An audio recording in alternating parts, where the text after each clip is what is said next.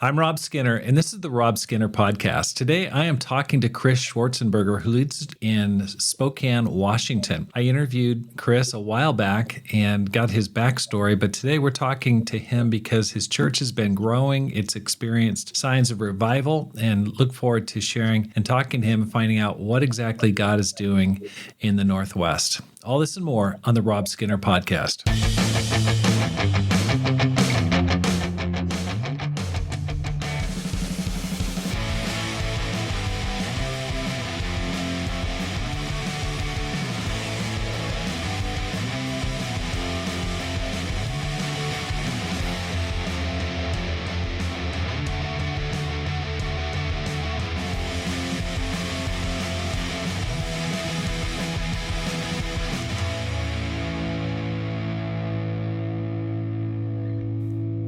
Welcome back to the Rob Skinner Podcast. My goal is to inspire you to live a no-regrets life, make this life count, and multiply disciples, leaders, and churches. Chris, welcome to the program. Hey, thanks for having me. It's good to catch up again. I have heard there's some really good news coming from Spokane, and I wanted to just get back in touch. We talked a while back. Of course, we're friends from way back. But what's been happening in your world since we last talked? Well, a lot. We've been here in Spokane for coming up on, I think, 12 years now. Whoa. It's been a long kind of stand here in the city that I was converted and leading the church here. And I'm wrapping up actually today. I have a thesis defense and wrapping up a master's program. And so we've been raising 3 kids, going to graduate school, leading a church, and shifted back into campus ministry about 10 months ago. And so we've been headlong into everything. We've been very busy, kind of working through the church here. Well, in our conversations, and also my daughter is in your church. Thank you for taking care of her. Chris, I've heard that your church is growing since we last talked. Can you share with me what's been happening? Yeah, we've kind of come into a incredible harvest season. God's been really moving people's hearts in incredible ways. It probably started about a year ago. We started seeing some teens in the church, some youth start to seek God, and a couple of them got baptized in the spring and into the summer. And then one of the decisions we made was Amy and I went back to work in campus ministry. We felt like we really wanted to see that group grow, and we had a few great disciples. We had about 5 disciples that we thought we could really build something with. And so in the summertime, we made a decision to hire an intern to come in and help us. We hired Ty Viana to come in. He was a student at Washington State University. He's part of the Palouse Church down there with our buddy Brian Daly. And he moved up here and was just kind of the kindling, the spark to the kindling that we needed to really just kind of ignite the energy of the campus, which in turn, when partnered with the energy of the teens, just led the church to this phenomenal season of growth. And a lot of it just has to do with the great relationships we had with the Palouse Church and people moving up here and people that they had met in undergrad who are now in graduate school. And so we've seen, I think it was 8 teens baptized in this year, and our campus went from 5 to 16. Wow. The past couple semesters. And that growth hasn't just been in that demographic. We've seen 7 marrieds baptized in that time. And a couple singles, and like I said, 7 teens that got baptized, and it's just incredible just to see kind of this bumper crop, if you will. If we're speaking in harvest metaphors, it's been a bumper crop, and we had 2 baptisms last weekend and 3 the weekend before. We got 1 this weekend, and it's just endless. It's an endless cycle of what God's been doing, and I think kind of the long-standing work that God's been doing in the hearts of people, and we just get to partner with Him and watch it happen. That is so exciting. Okay, so where was your church at size-wise, let's say 2 years ago, and where's it at currently? So we've always, for the past 5 or 6 years, we've always had like 7 to 10 baptisms a year. We were right around 100. But the transient kind of population of Spokane, we'd always have so many move-outs that we never gained traction, right? People would graduate, move on. Young marrieds would go look for new jobs. Right. And so we just kind of hovered around like 100. And I think to start last year, we were at 106. And then the start of this past fall semester, we were at 111. Wow. And since then, we've grown to about 140. 140. Yeah. That is so exciting, Chris. That's Yeah. fantastic. Yeah. Okay. So let's Been break great. it down. What's been the difference? What's helped? I don't think there was one, thing we did. I mean, we definitely hired a great intern. Ty's been incredible. He's going to nursing school and just is an evangelistic machine. I think my wife has worked really, really hard. She didn't get a tie. She's soloing it with helping all these young women, and she's in 5 or 6 campus Bible studies a week. But me and a brother were talking about the other night, and he shared, he's so excited. He said, there's so many people showing up to church, not just college students, but single people off the street, young marrieds, just people are just showing up to church seeking God. And he's like, he was contemplating, he's like, there's so many people I can't meet them. Our group is trying to figure out, how do we have these people into our home? How do we take care of them? How do we make sure they get to the next stage of faithfulness? How do we help the campus to mature and what have you? And I said, that I think is why God is blessing this. It's not what we're doing, it's our posture that we want. We're anticipating what God's going to do. We're open to whatever God does, and everybody's hearts are kind of softened to like participate in that. But the title of my sermon this weekend is going to be uh, limiting our expectations and just living in anticipation, not deciding what God's going to do and waiting for it, but just anticipating whatever God does. We're ready, and I feel like the church has moved that way, and we've been working really, really hard to kind of remove the mechanisms of ministry and get to the heart of it. And I think one point that really stood out to me was a leaders meeting not too long ago, um, where a great sister, raised her hand during the kind of Q&A time, and she goes, "I want to make this public, and I want everybody to hear this." And I was like, "Oh no, uh-oh." And she said, "I haven't always understood what you and Amy were doing in transitioning the church and leading the church, but I get it now. You were holding us accountable and calling us to take responsibility for the work of the ministry." And and I said, "That's it. That's what we've been trying to do for 5 or 6 years. Not make it minister led, or not make it about me or Amy or how we do things, but each individual disciple just loving God and loving their neighbor, and we're seeing the fruit of that." Wow. Okay. A couple questions branch off of that. First of all, like how did you do that? You say you've passed on responsibility onto the membership. Was there a mechanism to do that? I mean, that's got to be an intentional Yeah. process. What can you give some tips on what you did? Yeah, I think we've tried to spread the responsibilities out to a lot of different people, which helps the church not bottleneck with Amy and I, and it makes it not our show. So we have what we call micro staffing. So we kind of hire people part time to take care of little things in the church, like children's ministry. We have great children's ministry coordinators, and they do extra events, and they do a little extra than a volunteer might do, and they make a little money, and it's really great. We do that with our youth ministry. And that's really great. Um, I think the biggest thing though was when it came to like small groups, we allowed a lot of flexibility and creativity. And what I mean by that is we focus on the character of the small group leader and the heart of the small group, but we don't define what the small group has to do.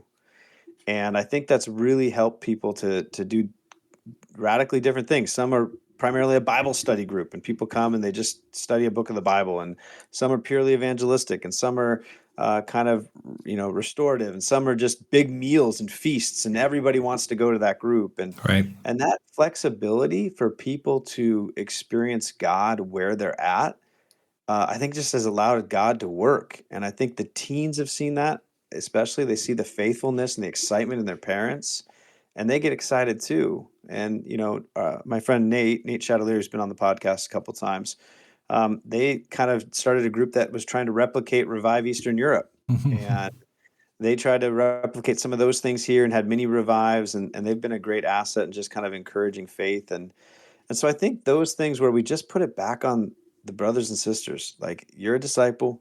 I'm here to equip you. It's kind of that Ephesians 4, pastors, teachers, evangelists are here to equip the church for the work of ministry. And that model has really helped us to kind of be what I like to say in the right posture. We're ready for what God is doing, That's great. Now, you guys bought a church building a couple of years ago. I don't know how 2-3 years ago. What role Yeah. do you think that's played? How has that impacted your growth? Yeah, I think having a facility and have a sign on a major highway is really helpful for getting just walk-in visitors. We get a lot of neighbors coming over.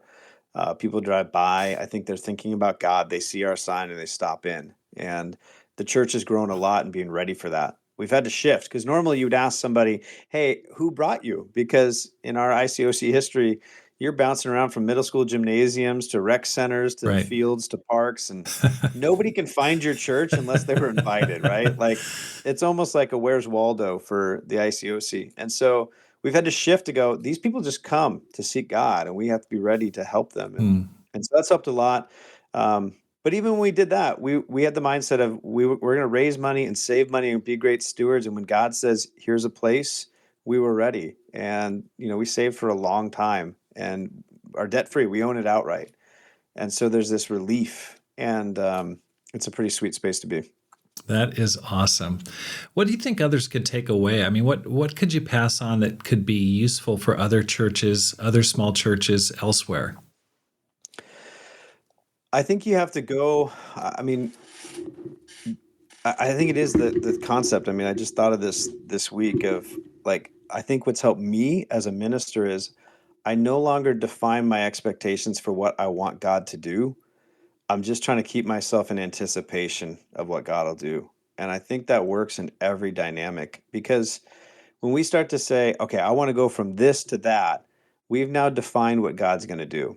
And God might be working on something else. And now we're not in sync with the Spirit. Now we're not working with what God wants. And that goes for anything we're doing. If we're going into a discipleship time, to not have expectation of what the results might be, because then we're defining how that person should repent or change or what they need, instead of going, okay, God, reveal what they need to do, reveal how I can help them. Hmm. And so at every level, just going in, going, um, God, what do you want to do? How are you going to grow the church? What's this going to look like? Because I remember my wife saying, Amy said, "Oh, we're going back to campus ministry. I'm in my late 30s and I have to go on campus and share my faith every day." And I said, "I don't think you're going to have to share your faith every day. I think this group's going to bring people to you." And she is literally nonstop. It's like a revolving door. We put a turnstile just to calculate how many people coming in for Bible studies, and she hasn't had to go cold share. We haven't had to do that because Hmm. friends bring out friends, bring out friends, bring out friends. Like the long line there is pretty good. So that would be my advice: is really work with God, create an atmosphere where you're ready to move wherever God tells you to move, and that when you're flexible, you're able to pivot with the Spirit, and that's what we've done. We've kind of pivoted finances. We've pivoted um, the way we schedule things, the way we do things, just to adapt to whatever God's presenting at that time. And so I think that flexibility helps a lot because God's working, and we get the privilege to partner with Him. We get the privilege to share the gospel. He doesn't need us, but He wants us to be with Him. And I think that's the key. I think that's what I would encourage people to discover.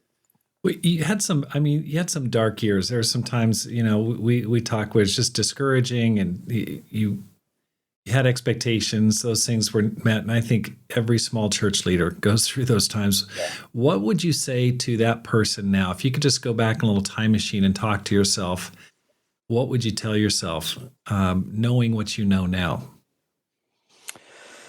Yeah, they were very, very dark years. I think I was trying to get out of the ministry. I often say those years were my Jonah years. I was trying to get out of going to Nineveh at all costs, and God kept me in. And maybe that was a belly of the well, but it wasn't 3 days. It was 3 to 6 years. I think you have to stay the course, and I think that was my that shift of um, not my will be done, but your will be done. And I think suffering breeds growth. Hmm. And if you think you're going to grow a ministry, if you think you're going to grow spiritually and not suffer, then you're in the wrong faith because Jesus suffered. Everybody who followed him and did great things with him, Peter, Paul, they all suffered. So where do we think we're going to get off? That's all going to be, rainbows and ponies and blue skies, and it's just going to magically just grow. And I think that is what I would say. Like, the suffering produces the fruit of righteousness that leads you to be able to see God do things in your midst. That's And awesome. That's and I think awesome. when that sister shared that, we'd been trying to change the culture and direction of the church for like 5 or 6 years to that Mm, point. And she and a couple others were like the last stalwarts of rebellion against that shift. And to feel that go away, and literally since then, we've seen 14 people baptized. Since she shared that, we've seen 14 people. I feel like just continuing to be like the prophets and Jeremiah and Isaiah and Ezekiel, just keep preaching, just keep doing what God's calling you to do, and you'll see it. But suffering and time are mandatory. that's awesome. You've got something exciting happening today. Can you talk about it? Yeah, I defend my thesis today for my second master's. I've been in graduate school for 5 of the last 6 years, and it's been a journey. I respect and appreciate my wife so much for putting up with that. I don't think I realized how much work and time that took, or energy, but I'm excited to finish because I feel like I thought I was pursuing. I think that was one of my off ramps to get out of ministry, to jump out of the boat, and it's actually rekindled my passion for pastoral care and ministry. And Mm, so it's actually transitioning me into this pursuit of training as many as I can for the full-time ministry. I think that's the next step. And so we're actually starting. I haven't shared this with you yet, but a ministry and training program based in Spokane for the Northwest, and we're really excited. A 1 week intensive. At our last campus retreat, there were 71 disciples there, 71 college students there, and 25 raised their hand to be a part of this ministry and training program. So there's wow. this fire in that generation, and we're bringing this kind of holistic approach of leadership that we've been living out into it. And so we're training them in, biblical studies and practical ministry and theology, all these things that we've kind of cultivated and I've cultivated in school. And we're partnering that with a lot of holistic, just how to live as a minister. And so we're bringing in Brian Mackey to talk finances and how to save and invest so that you're not, scraping by trying to figure out how to retire as a 70-year-old minister. Like, how can they start early in that, And we're bringing in Daniel Corbett, who's a part-time personal trainer, part-time, full-time campus minister. And so he's going to help with health and wellness and, Mm, how to have longevity. And we're just trying to really build very solid leaders to take our family of churches to the next generation. As we kind of fade out and see our time go, we want to pass that torch well. So I think that all that time in school and completing this thesis is really rekindled that passion to train and raise up the next generation for me. that is so exciting. So, what are your plans for the next 2 years? I mean, things have been going great. Like, I know you're trying to let the spirit guide, not have expectations, but got to have some idea. What are you shooting Yeah, for? yeah. I think I'm going to get a PhD. No, I'm just kidding. That was just so for Amy. If she listens to this and she hears that, just that moment of panic in my wife is what I was going through there. No, I think the next focus is there's a there's a theory called Dunbar's number that about 150 we start to break down our social connections as humans. That's kind of the capacity for human relationships. So we're fastly approaching that, and so for the next 2 years, we're trying to figure out how do we maintain the closeness of community and grow grow churches and what have you. So we're talking about planting a church in the next couple of years nearby in North Idaho. We're starting to have more serious conversations about that. We have about 20 disciples already there, and beautiful Coeur d'Alene, and so that's on the horizon. The ministry and training program, I'm trying to think generationally. I like to put 20 more solid years into full-time ministry. Who am I going to pass it off to? And so the MIT program's big on our horizon. And so those are kind of our key focuses. I want to throw myself into that. And I think the third thing that Amy and I have talked about is creating new resources for people, kind of sharing our experiences and what we've learned and the relationships we have to kind of build stuff. We're crafting new follow-up studies. We're crafting new um, just little booklets and ideas and her life experience and stuff I've learned in school. And so that's kind of the next 2 years is kind of shifting do we pass this on to the next generation? Not let it just be in Spokane, not let it just stop with us, but really pass on the lessons God's taught us to other people. That is so exciting. Well, I've got to ask you, are you planning on coming to the Climb Small Church Leadership Conference this October in Lansing, Michigan? I'm hoping to. I think that sounds like a great thing I want to go to. Amy and I have to go to Miami for the RFC's meetings, but I have yet to make it to a small church leadership conference. I don't know what the cutoff for small church is, but if God keeps bringing people in, we might be disqualified at that point. But, yeah, I'd love to be there with you guys. I love the Joels. I love you, and I think the work that we're doing to help small churches is really, really important. Absolutely. Well, Chris, it's great to talk to you. Congratulations on all that God is doing there and for your perseverance. It's really, really impressive, and just praying for you all the best going forward. Amen. Thanks. Appreciate it, Rob. Thanks for listening. Here's how you can help support the program. First, let your friends know about the podcast. Secondly, read and review one of my books, either How to Plant and Grow a Church or Courage, How to Make This Life Count. You can find them on Amazon.com. Because my goal is to inspire you to make this life count, live a no regrets life, and multiply disciples, leaders, and churches. Have a great day, and make this life count.